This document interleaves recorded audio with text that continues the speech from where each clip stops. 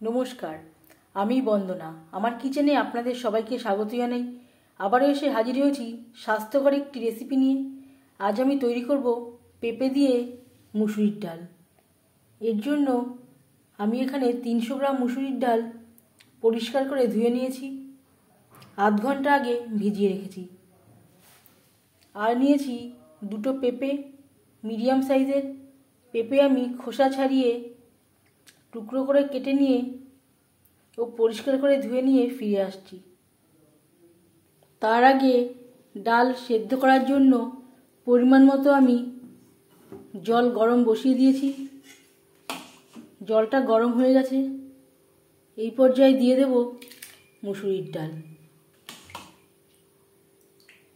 আমি এখানে ভাঙা ডাল দিয়ে এই রেসিপিটি তৈরি করছি। আপনারা চাইলে গোটা মুসুরির ডাল দিয়েও রেসিপিটি তৈরি করতে পারেন। আমি জল সহই অ্যাড করলাম। পরিষ্কার জল দিয়ে আমি ডালটা ভিজিয়েছিলাম।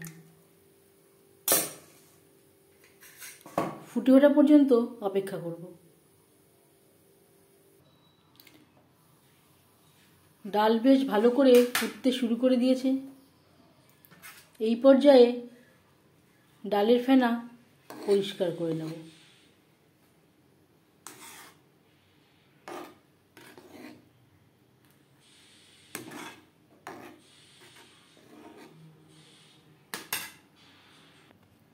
পেঁপে তাড়াতাড়ি সেদ্ধ হওয়ার জন্য পাতলা করে আমি কেটে নিয়েছি।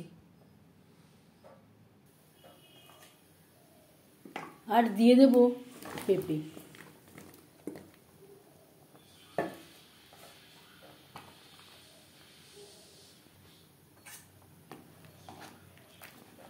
ডালের সাথে পেঁপে বেশ ভালো করে মিক্সড করে দেব।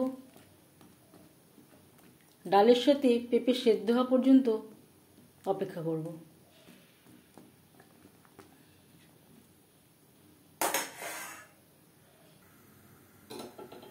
আর লাগছে স্বাদ মতো লবণ।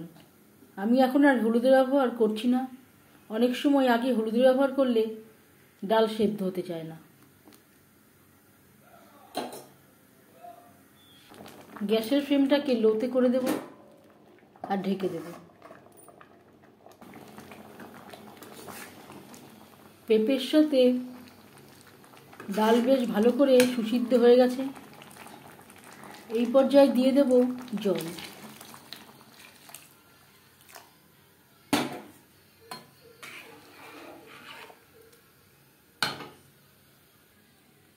আর লাগছে হলুদ, যেটা আমি গুলে নেব। আর দিয়ে দেব হলুদ গোলা জল। ডাল বেশ ভালো করে ফুটিয়ে নেব। আর লাগছে চেরা কাঁচা লঙ্কা। আমি এখানে 4টে কাঁচা লঙ্কা অ্যাড করলাম। 3-4 মিনিট ডাল বেশ ভালো করে ফুটিয়ে নিয়েছি। ডালে ফোড়ন বা তড়কা দেওয়ার জন্য তড়কা প্যান বসিয়েছি। তাতে দিয়ে দিয়েছি 3 চামচ সরষের তেল। এবার দিয়ে দেব শুকনো লঙ্কা। আর লাগছে তেজপাতা, 1/2 চামচ মতো গোটা জিরে। 10-15 সেকেন্ড ভেজে নেওয়ার পর গ্যাসের ফ্লেমটা অফ করে দেব।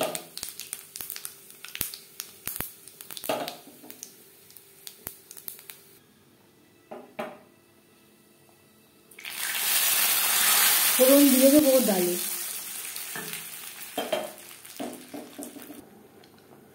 আবারও 2-3 মিনিট ডাল বেশ ভালো করে ফুটিয়ে নেব।